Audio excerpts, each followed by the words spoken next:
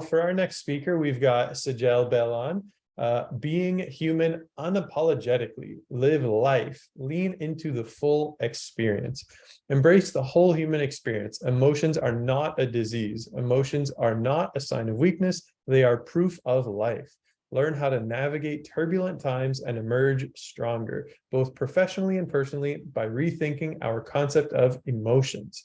Sajel specializes in the science of well-being, human connection, and organizational human systems. As an organizational behavioral science professor, she has developed Canada's first positive psychology and positive education certificate programs at Wilfrid Laurier University, and hopes to continue innovating the way we deliver trainings and development to better meet the needs of our rapidly changing work environments. Her hope is to inspire and support leaders and communities in moving their people towards the goal of promoting cultures that foster psychological safety and connection, ultimately positivity, influencing the work-life experience, productivity, and the bottom line at work and home. Sajel is a Canadian psychotherapist, stress specialist, professor, and professional speaker, but really she's just a human, even when she is a mom, daughter, and a spouse of a first responder. All right, Sajel, take it away. Let me unmute you. You should be able to unmute yourself. There you go. Yep. Perfect. All right, take it away. Thank you so much for having me, Sergio and Lola, once again. I'm so happy to be presenting to your community. And by listening to the previous presentation and some of the questions, I think there's a real interest in knowing about mental health and well-being and what that means for you as interpreters and within your community. So hopefully you'll get a little bit more information about that today during this presentation. And I am going to be putting it into context from the perspective of emotions, because I feel that after COVID and what we've been experiencing as a collective, we really need to start at a foundational perspective in terms of mental health. So here we go. I'm just going to get our slides set up there. Can you see the slides, Sergio? Are we good? I don't believe yet. It's not being shared. Okay, give me one second. Share Let's screen. try again. Give me 1 second. Let's try that again. I'm glad I asked.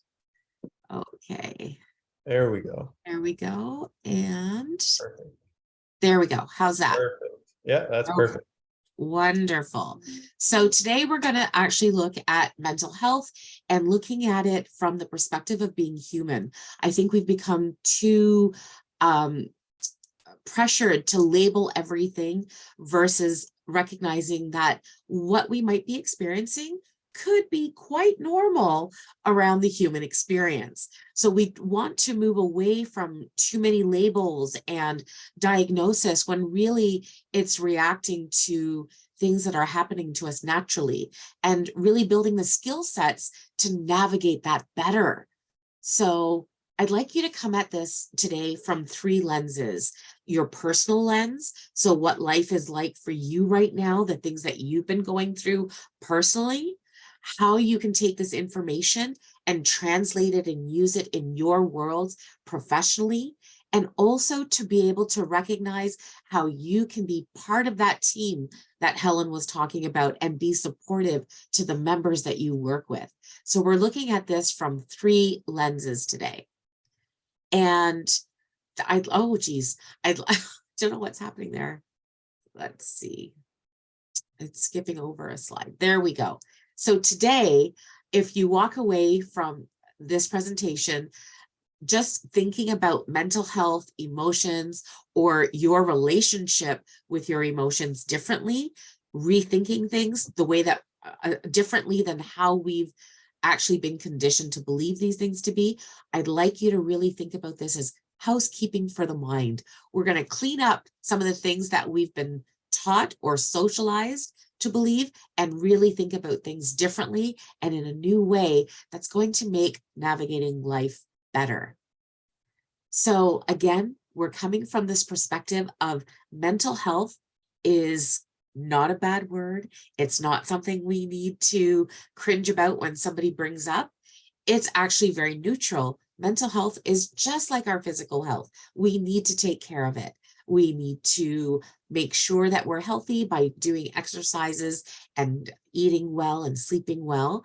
And it really is part of the whole human experience. There's nothing wrong with mental health. It's just about where are we right now on the continuum, on our journey with mental health.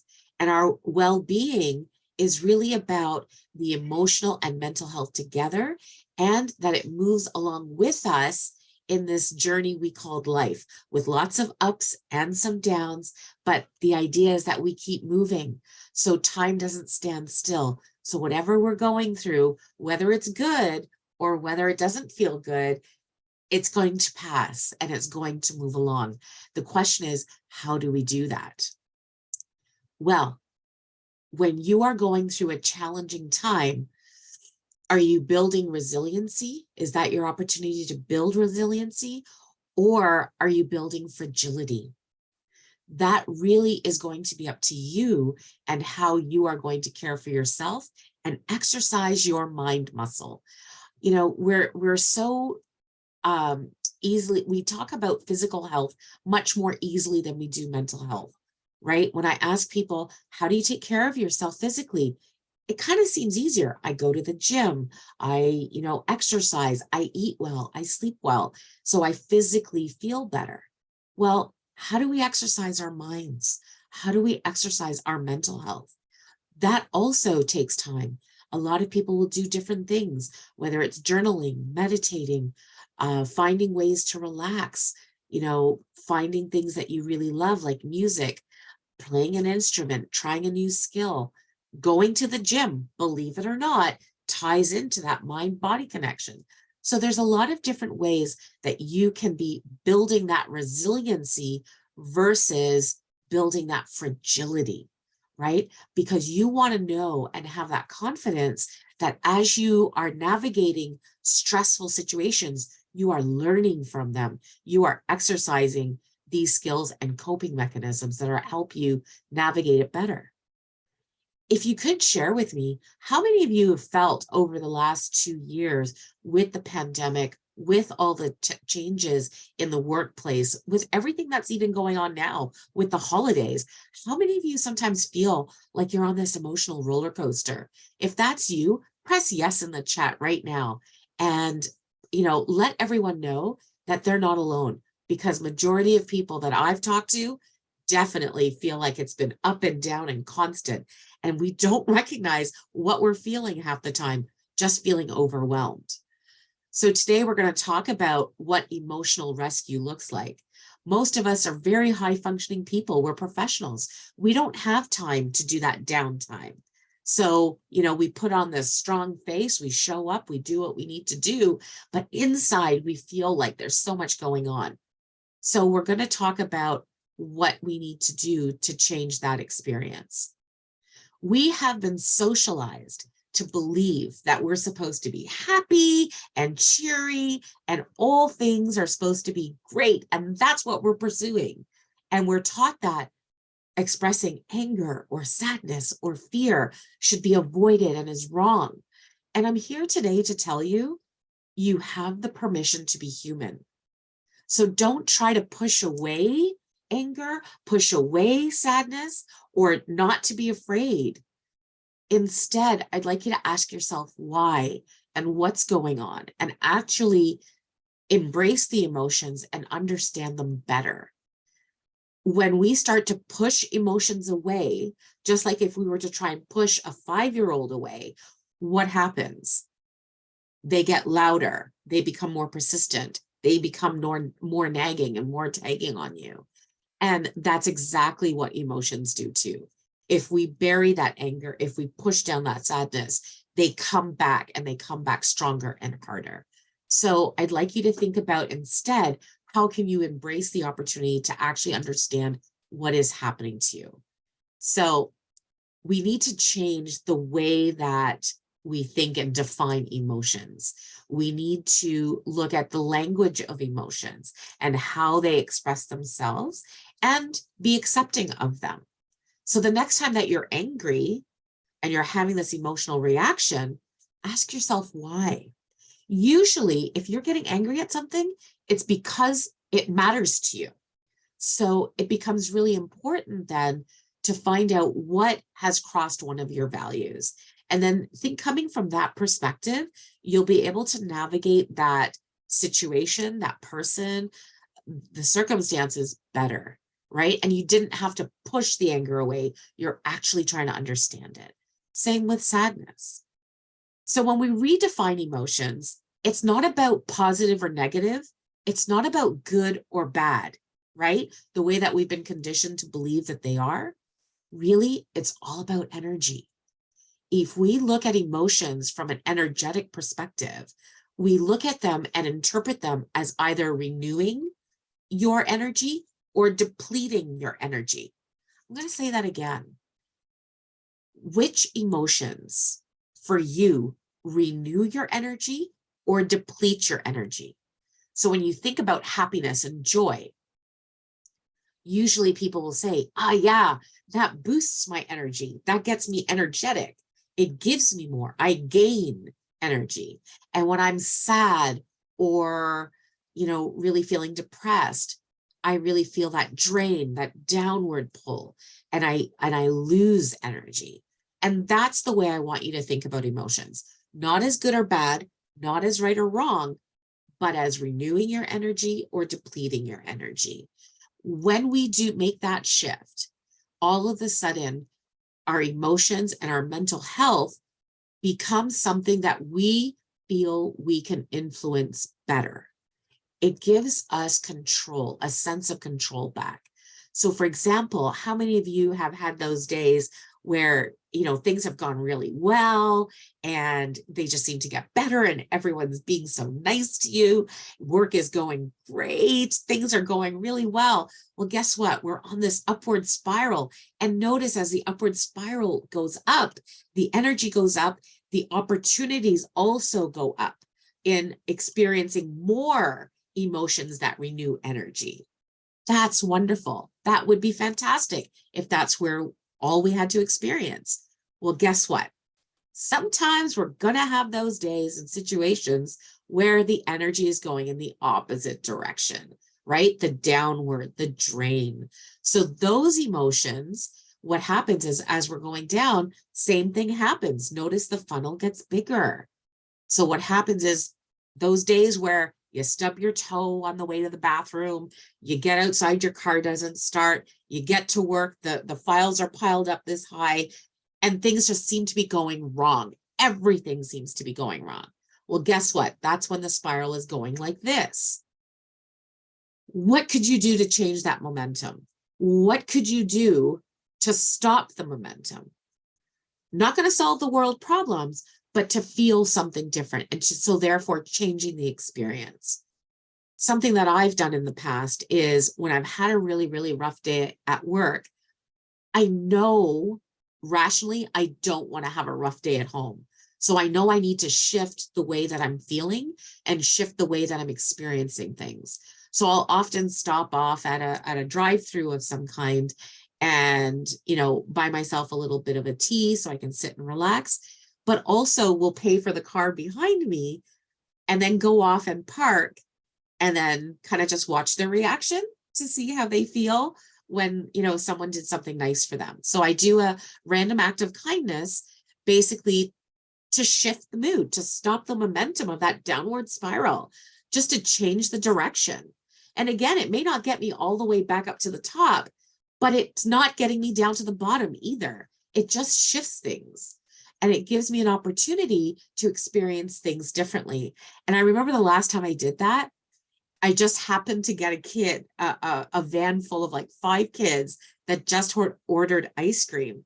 And what a treat it was to sit, watch, drink my tea and watch these kids just like, yeah, in the back of the car. It was so cool. And to see the mom just, feeling so nice, it just totally shifted my day. I got goosebumps just thinking about the story, right? So little things like that can really, really make a difference. And so the next time that you feel you're going in this downward spiral, what could you do that would make you feel better? Is there a song that you could listen to? Is there someone you could reach out to and talk to? a joke that you could share with somebody. It doesn't really have to be complicated. It just needs to change the direction that you're going in. So just think about what you could be doing that could help you move in a different direction and go up the spiral again. The other thing that I want you to note is that when we experience emotions, we never experience them one at a time, right? We often feel like this hurricane of emotions, whether it's those upward ones or whether it's the downward ones. The point is that they kind of all show up at the same time, and we often explain that as feeling overwhelmed or in the storm of sorts. And so I'd like you to think about how you could actually slow that process down and ask yourself some questions so that you understand that one emotion often leads to another, leads to another, and leads to another till you reach that core of what you're actually thinking about or going through. To explain this example, I'd like to introduce you to my husband, who's a first responder, a firefighter, who actually was diagnosed with PTSD back in 2016. And before we actually recognized what was happening to him and the things that he was going through, let me tell you, at home, there was so much conflict. There was so much conflict because I couldn't understand what was going on with him. And so I was responding or reacting to him in that sort of like, well, you're angry all the time, right? Because on the outer layer of his emotional expression was always anger. This guy was always angry and I couldn't figure out why. And he told me I couldn't go driving in traffic and I couldn't do this and I couldn't do that. So that really got me upset.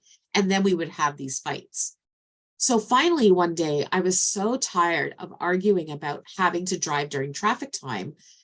So I finally got curious instead of conflicting with him. And I asked him, I said, Vincent, I said, why does it make you so angry every time I have to go out somewhere and it happens to be during rush hour? And he said, Sajel, come on, think about it. If you're going out during rush hour, there's higher chances that you're going to get into an accident. And I'm afraid if you get into accident, what could happen? And I'm like, what? Oh my gosh, this guy isn't angry with me because I'm going out. He's afraid for me because he doesn't want something bad to happen. So I peeled back that onion layer. And then I said to him, I said, well, why are you afraid if something happened to me? And he says, Sajel, don't you remember? I lost both my parents and it made me very sad losing them, and I don't want to lose anybody else. Oh my gosh.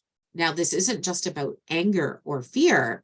It's about sadness too, right? So I peeled back that layer of fear and there we were, he was sad about losing his parents. And I said, well, what difference would it make if something happened to me? He's like, silly. I love you. And I don't want to lose you. It would make me very sad. So really put that onion back together. This idea that I felt that he was always angry with me had nothing to do with anger at all. It really was about love. And the motivation behind, him wanting me to be safe and wanting to be with him because he cares about me. And so that illustrated to me the importance of having conversations with people and being curious versus just reacting to what's going on.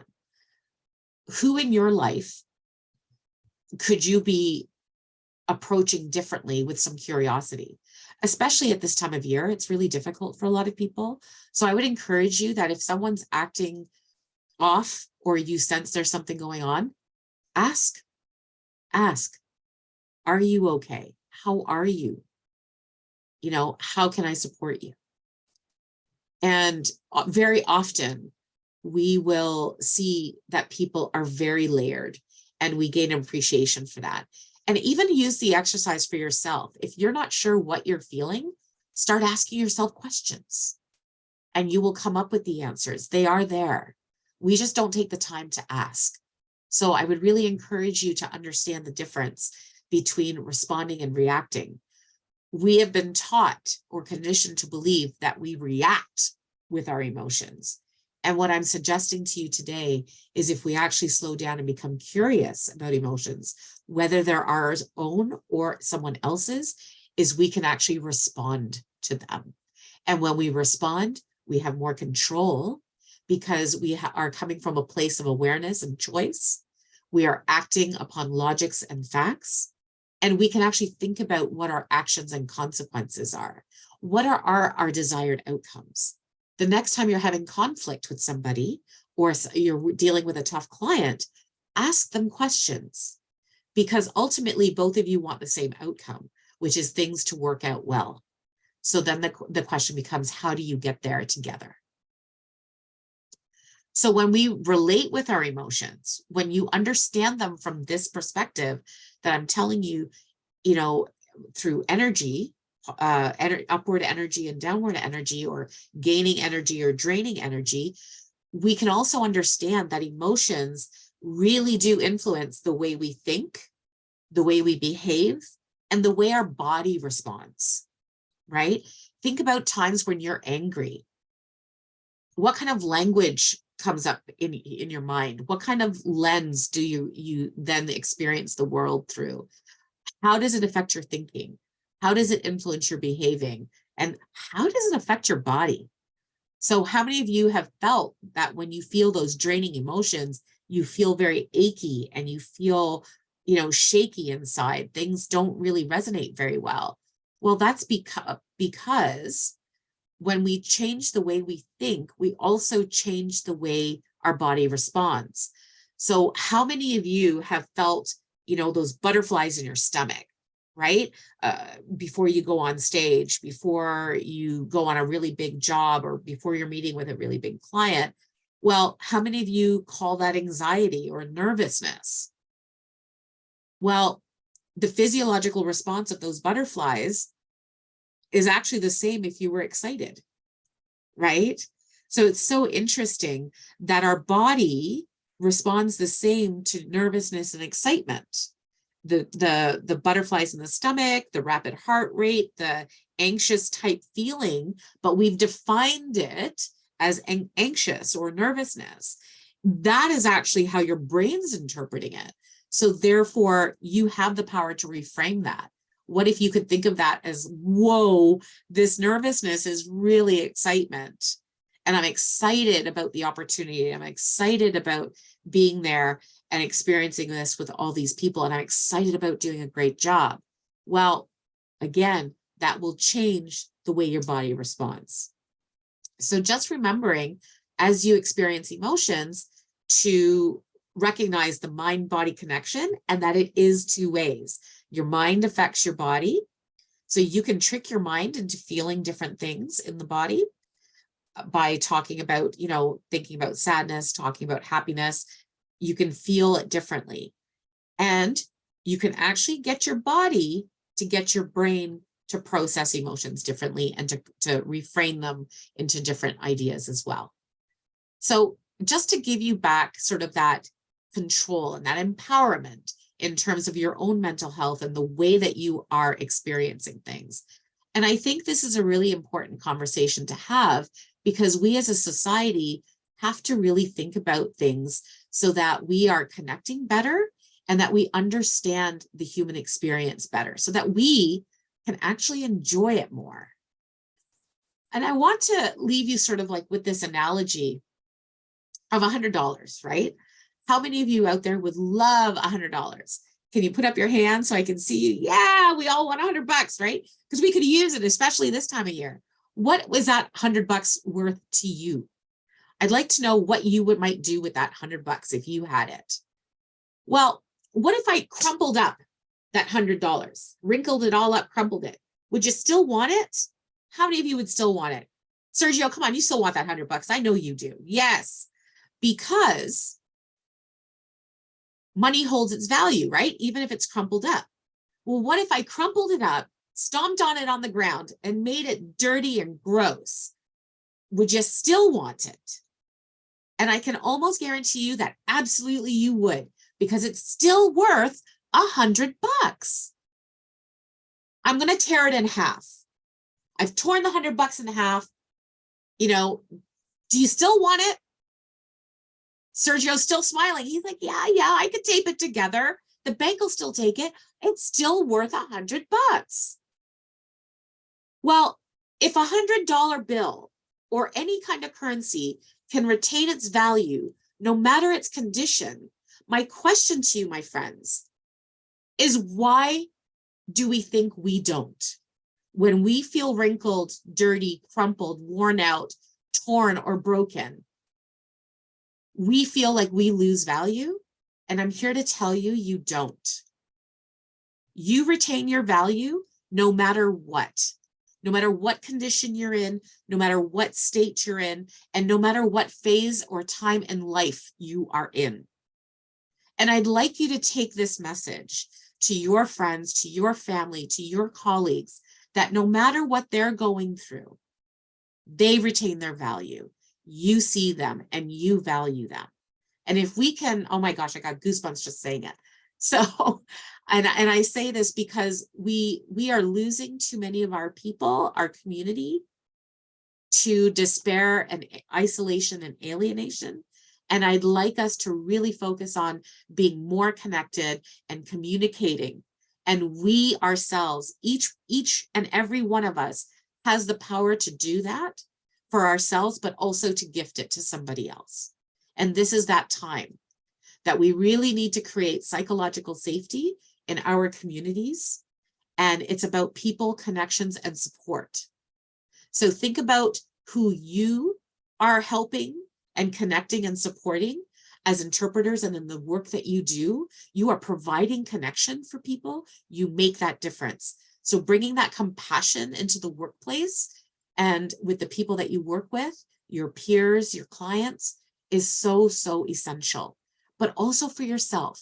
So also think about what you need. So before I leave you here today, I'd like you to think about what is one small step that you can take in number one, strengthening your own mind muscle. Number two, enhancing compassion and your relationships, whether it's personal or professional. And what can you do as a citizen to increase psychological safety within your community? Because really change is going to start with you. And if you'd like to continue this conversation, leave me some feedback if you wouldn't mind taking a picture of this QR code or going to my website at sajelbellon.com, join the community where we provide more mental health tools and resources. We are here to support and here to be with you all. So thank you so much. And we're always open to testimonials. So please feel free to leave a testimonial as well. We would appreciate it. Thank you so much. And I'm going to stop sharing screen and see what we can do and start answering some questions. Thank you so much, Sajel. That was fantastic. And if you have some time, scroll back up the chat. There's a ton of I great didn't messages. get a chance to see, so I'm so curious. There's so much good stuff in there. Love the banknote analogy. There's lots of really cool stuff in there. If anyone has a question, we've got just a couple minutes, maybe time for one or two. So raise your virtual hand if you have a question for Sajel. You can put it in the chat also, and we will do our best to answer it. And then otherwise, we will move on. Terrific. Thank you so much, folks, for the comments. This is wonderful. Thank you. Yeah, I think you covered everything because all the comments are thank you. That was amazing. Great job. Thanks so much. There's no question. So really great job, Sajel. Perfect. Thank you so much. Thank you.